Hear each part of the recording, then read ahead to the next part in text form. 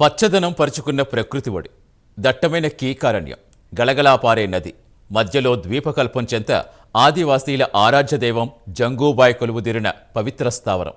ఆ దేవతకు ఆకారం లేదు, ఆమె జ్యోతి స్వరూపం. ఆమె ఒక పవిత్ర భావన, ఒక పురస్మృతి, ఒక దీవెన. అమ్మవారిని ఆదివాసీలు ఆత్మీయంగా ఆరాధించే సందర్భం పవిత్ర పుష్యమాసమంతా గంగూబాయ్ జాతర సంబరం. నెలపాటు అమ్మవారిని ఆరాధించే పుణ్యకాలమది. అందుకే జంగూబాయ్ జాతరతో ఆదిలాబాద్ కీకారణ్యం సందడిగా మారింది. జంగూబాయ్ జాతర విశేషాలు ఇప్పుడు చూద్దాం.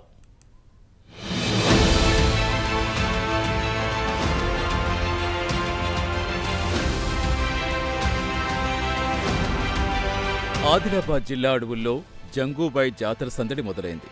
అన్ని దారులు జంగూబాయ్ సన్నిధికి అన్నట్టుగా మారాయి. ఆదివాసీల ఆరాధ్య దైవం దివ్యజ్యోతిలో అమ్మవారి తేజరూపం దర్శించి తరించేందుకు ఆదివాసీలంతా తరలివస్తున్నారు. తెలుగు రాష్ట్రాలించే కాకుండా పక్కనున్న మహారాష్ట్ర, ఛత్తీస్గఢ్, మధ్యప్రదేశ్, జార్ఖండ్ తదితర రాష్ట్రాల నుంచి వచ్చే ఆదివాసీలు జంగూబాయ్ను కొలుస్తారు.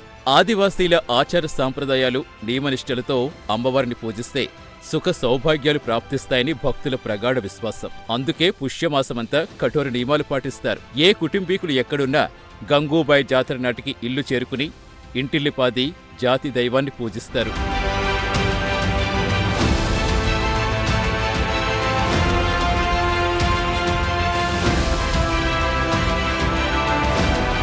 పుష్యమాసంలో నెలవంక కనిపించిన రోజు నుంచి పుష్యమాసం అమావాస్య వరకు ఆదివాసీలు పవిత్ర మాసంగా భావిస్తారు. నెల రోజుల పాటు ఆదివాసీల ఇళ్లల్లో తప్ప ఎవరి ఇళ్లల్లో మంచినీరు కూడా తాగరు.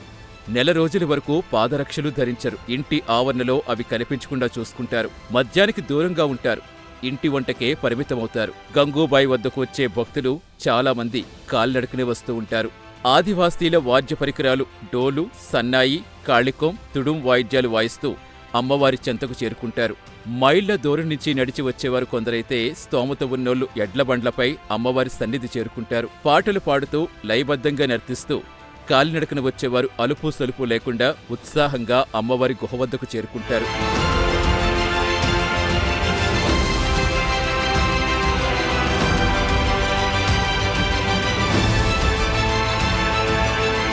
కష్టపడి సాగు చేసిన పంట దిగుబడులతో వచ్చే ధాన్యాన్ని అమ్మవారి నైవేద్యానికి వినియోగిస్తారు. పండించిన వడ్లను ఇంటి వద్దే రోళ్లలో దంచి సేకరించిన బియ్యాన్ని అమ్మకు నైవేద్యంగా సమర్పిస్తారు. నువ్వులు, ఆముదం గింజలు, గానుగుతో తీసిన నూనెను అమ్మ దీపారాధన కోసం వినియోగిస్తారు. జాతరలో ఎక్కడా హడావిడి కనిపించదు. భక్తి విశ్వాసాలతో జ్యోతిని మనసారా దర్శించి పూజించాలనే ధ్యాసతోటే వస్తారు. టోస్లా కాసా అని పిలిచే నీటి కొల్లులో పవిత్ర స్నానం ఆచరిస్తారు.